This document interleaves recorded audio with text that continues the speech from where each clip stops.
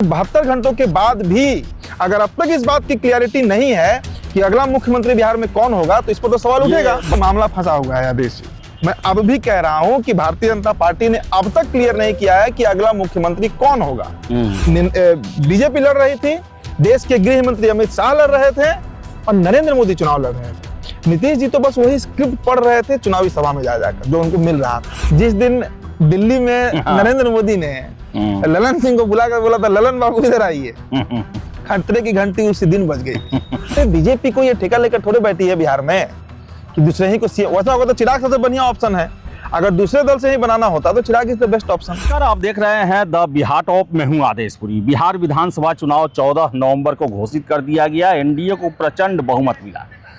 अब आपको बता दें कि सरकार बनाने की प्रक्रिया तेज कर दी गई है, लेकिन सबसे महत्वपूर्ण बात है जो कि हम चुनाव के दिन से उठा रहे हैं कि अभी तक बीजेपी के द्वारा, बीजेपी के केंद्रीय नेतृत्व के द्वारा, बीजेपी में जो फैसले लेते हैं उनके द्वारा नीतीश कुमार के नाम को लेकर औपचारिक रूप से सहमति नहीं दी गई है। विधायक दल की बैठक होगी और इसी भरोसे सब कुछ टाल दिया जा रहा है। इन सब के बीच बता दें, नीतीश कुमार कुछ देर पहले ही राजभवन गए थे और जो कयास लगाए जा रहे हैं कि उनके द्वारा इस्तीफा सौंप दिया गया है राज्यपाल जी को, और विधायक दल के बैठक होने के बाद फिर से नए सरकार के गठन के लिए सहमति पत्र जाकर सरकार बनाने का पत्र जो है वो राज्यपाल को सौंपा जाएगा। लेकिन सबसे बड़ा प्रश्न है कि ये सहमति पत्र लेकर एनडीए की तरफ से कौन जाएगा। नीतीश कुमार जाएंगे, हालांकि पिछली 9 बार से नीतीश कुमार ही जाते रहे हैं। 10वीं बार कौन जाएगा, इस पर हम चर्चा करेंगे। उदीप्त, क्या लगता है, अभी तक हम लोग जो प्रश्न उठा रहे थे कि इतना समय हो गया, लेकिन बीजेपी के केंद्रीय नेतृत्व यानी कि अमित शाह हुए, नरेंद्र मोदी हुए, जेपी नड्डा हुए, उनके द्वारा चुनाव के बाद से ये नहीं कहा गया है कि हमारा मुख्यमंत्री नीतीश कुमार ही रहेंगे। वो तो मान लीजिए दिल्ली में है, बिना विनोद तावड़े, भिखुभाई दलसानी, कोई नहीं बोला है अब तक। और देखिए, हम जो बात कर रहे हैं या तो वो तथ्य पे है या तर्क पे, तो पक्के तौर पर उस कसौटी पर हम खड़े उतर रहे हैं। आप बताइए कि बिहार में पहली बार चुनाव नहीं हुआ है जिसमें जदयू और बीजेपी साथ लड़ी है। कोई पहली बार तो हुआ नहीं है। 2005 का चुनाव याद कर लीजिए, चुनाव के पहले ही नीतीश जी चेहरा बन गए थे। 2010 में तो कहीं कोई चांस नहीं था। 2020 का भी चुनाव हुआ, इसी पटना के चाणक्य होटल में जो प्रेस कॉन्फ्रेंस हो रहा था, जो वॉर रूम बना था बीजेपी का, वहां पर मैं फिजिकली मौजूद था और वहां पर सुशील मोदी साहब ने कहा था कि 25 सीट भी अगर नीतीश कुमार को आता है तब भी वही मुख्यमंत्री बनेंगे। तो भारतीय जनता पार्टी का जो एक नॉर्मल ट्रेंड रहा है बिहार में, और जो चुनाव के पहले जो अनाउंसमेंट होते हैं उसमें नीतीश कुमार को सीएम फेस डिक्लेयर किया जाता है। लेकिन आप जरा सा इस बार का चुनाव देखिए, पिछले 6 महीने 8 महीने साल भर का पैटर्न देखिए। कोई ऐसा तो नहीं है कि पहली बार संविधान जो है वो बिहार में लागू हो रहा है कि विधायक दल का नेता तय करेगा कि कौन जो है वो मुख्यमंत्री बनेगा। ये बात बार बार इस पर सवाल खड़ा किया जा रहा है और नेशनल मीडिया तो खास करके अमित शाह से कई दफा यह सवाल किया गया, कई फोरम पर यह सवाल किया गया, लेकिन हर बार वही जवाब कि विधायक दल ही तय करेगा। और अब तक आदेश जी, और अब तक वो विधायक दल बैठा नहीं है। इसलिए मेरा क्या नाम है, मेरा अपना अनुमान है कि अगले 24-48 घंटों का इंतजार करना चाहिए। उदीप्त, आज सीएम साहब राजभवन गए थे, किस लिए गए होंगे? वो तो त्याग पत्र के लिए ही गए होंगे। कैबिनेट का 11:30 से बैठक था, उसमें था कि भाई लास्ट कैबिनेट है, उसमें ये दिया जाएगा कि नया जनमत आ चुका है और उसके बाद इस त्याग पत्र देगा सब लोग, विधानसभा भंग होगा और नए विधानसभा के लिए फिर से जो है वो गठन किया जाएगा। देखिए, अनुमान तो यही लगाया जा रहा है। अनुमान क्या, ये इसके अलावा कौन सा फेज होता है? खबर तो खैर अभी तक इसकी पुष्टि नहीं है कि नीतीश कुमार ने इस्तीफा दे दिया है, तो हम राजभवन जाएंगे किस लिए? अनुशंसा करने, नए सरकार को बनाने को अनुशंसा करने। आप त्याग पत्र नहीं दिए तब तक नए सरकार का अनुशंसा कहां से होगा? तो चांसेस तो यही है कि इस्तीफा ही देने गए होंगे, लेकिन हालांकि इस खबर को अभी आउट नहीं है, इसलिए हम इस पर नहीं बोलेंगे। तो संवैधानिक प्रक्रिया है, संवैधानिक प्रक्रिया तो बिहार में पूरा चल रहा है इस बार। देखिए, मामला फंसा हुआ है आदेश जी।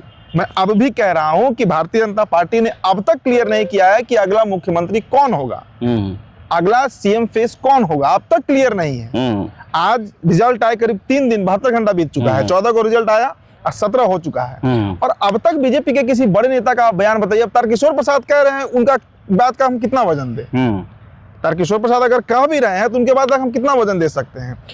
मेरा अपना अनुमान है कि इनके इस्तीफे के बाद जो विधायक दल का बैठक होगा, जो तय करना होगा कि कौन अब मुख्यमंत्री बनेगा, उसमें खेल होने की संभावना है। क्योंकि देखिए, सारा खेल नंबर्स का है। ये तो पूरा कैलकुलेशन है ना, पूरा मैथ्स है। और उस मैथ्स में इस बार नीतीश कुमार पिछड़ गए हैं। इसलिए वो बार्गेन करने की स्थिति में, कि वो बार्गेन कर पाए, उस स्थिति में नहीं है। और इसी बात का बेचैनी जदयू में दिख रहा है, कोई माने या ना माने। हम लोग खबर तो चल रहा है कि डिप्टी सीएम बन रहे हैं, इतना मंत्री बन रहा है, ये मंत्री बन रहा है। देखिए बहुत सारा खबर आते हैं। मैं फिर कहता हूं कि बड़े बड़े, जब धर्मेंद्र की मौत की खबर जब नेशनल मीडिया गलत चला सकती है, बहुत सारा खबर प्लांटेड भी होता है, जो मेरा अपना अनुमान है।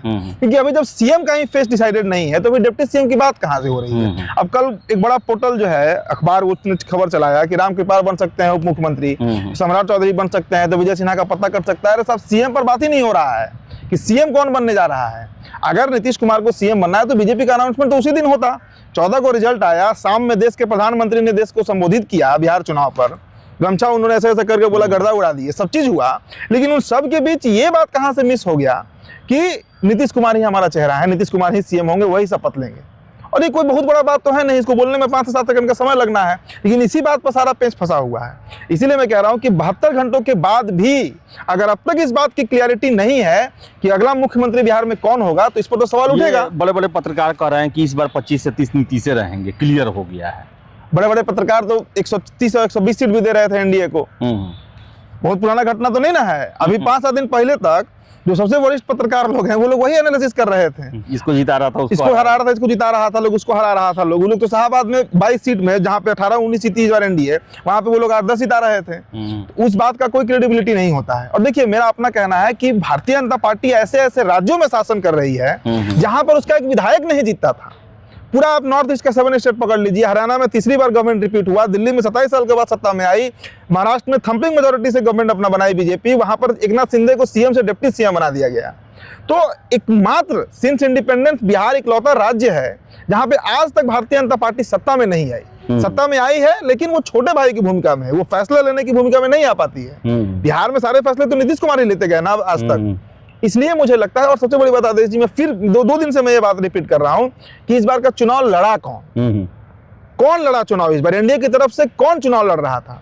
तो सीधा जवाब है कि बीजेपी लड़ रही थी, देश के गृह मंत्री अमित शाह लड़ रहे थे, और नरेंद्र मोदी चुनाव लड़ रहे थे। नीतीश जी तो बस वही स्क्रिप्ट पढ़ रहे थे चुनावी सभा में जाकर, जो उनको मिल रहा था। नीतीश कुमार का पब्लिक अपीयरेंस खत्म है पिछले 1 सालों से। हम लोग तो पटना से ना पत्रकारिता कर रहे हैं, हम लोग तो कोई जिला वाला है नहीं, रोज यहाँ सीएम हाउस आना जाना लगा रहता है। तो आजकल इंपॉर्टेंट है बिहार, बहुत इंपॉर्टेंट है। अगले 24 से 48 घंटों में बहुत कुछ हो सकता है बिहार में। फिर कह रहा हूं, मैं अपनी बातों पर अभी भी अडिग हूं, क्योंकि तथ्य है और तर्क भी है। नीतीश कुमार मान जाएंगे? क्या ऑप्शन है? कहा जा रहा है कि एनडीए विदाउट नीतीश दिल्ली में गड़बड़ा जाएगा। नहीं, उधर पूरा है कि आरजेडी से मिल जाते 126 हो जा रहा है। प्रैक्टिकली आपको ये संभव लग रहा है आदेश जी? भाई अब बीजेपी आज जदयू के अंदर आप एक बात बताइए, आज जदयू के अंदर कितना विधायक नीतीश कुमार के साथ हैं? पहले तो इसी पर सवाल उठा देना चाहिए। टिकट बंटवारा कैसे हुआ है इस बार? 2020 में तो आरसीपी सिंह बांटे थे टिकट, हमको याद है, हम लोग खबर उस पर करते थे। इस बार कौन टिकट दिया है बीजेडीयू में? किसने टिकट दिया है? झा और सिंह ने दिया है। नीतीश कुमार का पकड़ है कि नहीं अपनी पार्टी पर? अभी आपको पता नहीं चल रहा है। हम लोग विधानसभा के परिसर में खड़े हैं, रोज यहीं आना जाना रहता है। आपको समझ नहीं आ रहा है कि नीतीश जी का कितना पकड़ रहा गया है? जनता में है, लेकिन अपनी पार्टी पर कितना पकड़ उनका बचा है? अब वो 2-4 चेहरा को छोड़ दीजिए, मनीष वर्मा को, श्रवण कुमार को, they are loyal to Nitish Kumar. हम मानते हैं इस बात को, क्योंकि नालंदा लॉबी है, वो है लॉयल्टी उनका। लेकिन इसके अलावा अन्य नेताओं के बारे में आप क्या कहिएगा? देखिए, एक बात आपको बताते हैं, जिस दिन व्यंग है, जिस दिन दिल्ली में नरेंद्र मोदी ने ललन सिंह को बुलाकर बोला था, ललन बाबू इधर आइए, खतरे की घंटी उसी दिन बज गई थी। देखिए, फुल टाइम पॉलिटिशियन है ना नरेंद्र मोदी। नरेंद्र मोदी को राहुल गांधी की तरह पार्ट टाइम पॉलिटिक्स करते नहीं है, वो 24 घंटा राजनीति करते हैं। उनके हर एक बात में, एक्शन में राजनीति है। ये हो सकता है कि नहीं कि जदयू का ही सीएम रहे लेकिन कोई और रहे? नहीं संभव है, बीजेपी नहीं करेगी आदेश। ये मेरा अपना अनुमान है। भारतीय जनता पार्टी क्यों ये रिस्क लेगी, ये बताइए आप। और 1 मिनट, ललन सिंह प्रयास कर सकते हैं कि नहीं सीएम बनने के लिए? मुझे नहीं लगता है कि ललन सिंह को भारतीय जनता पार्टी आगे करेगी। अरे बीजेपी को ये ठेका लेकर थोड़े बैठी है बिहार में कि दूसरे ही को सीएम। वैसा होगा तो चिराग सबसे बढ़िया ऑप्शन है। अगर दूसरे दल से ही बनाना होता तो Chirag is the best option after Nitish Kumar. BJP का ही रहेगा? एकदम बीजेपी का होगा। मैंने क्या कहा कि आजादी के 76-77 साल बाद भी बिहार में जो है, पहले सवर्ण राजनीति, फिर दलित राजनीति, फिर मंडल राजनीति, बीजेपी की राजनीति आई नहीं। सीएम बिहार को मिल सकता है 100% मिल सकता है। चलिए, तो देखिए अब क्या होता है। अगले 24 से 48 घंटे जो है महत्वपूर्ण हैं और नीतीश कुमार को लेकर खुलकर न बोलना जो है वो खतरे की घंटी जदयू के लिए साफ साफ नजर आ रही है। तो चलिए इस वीडियो में इतना ही। वीडियो पसंद है लाइक शेयर करें, हमारे चैनल द बिहार टॉप को सब्सक्राइब जरूर कर लें। धन्यवाद।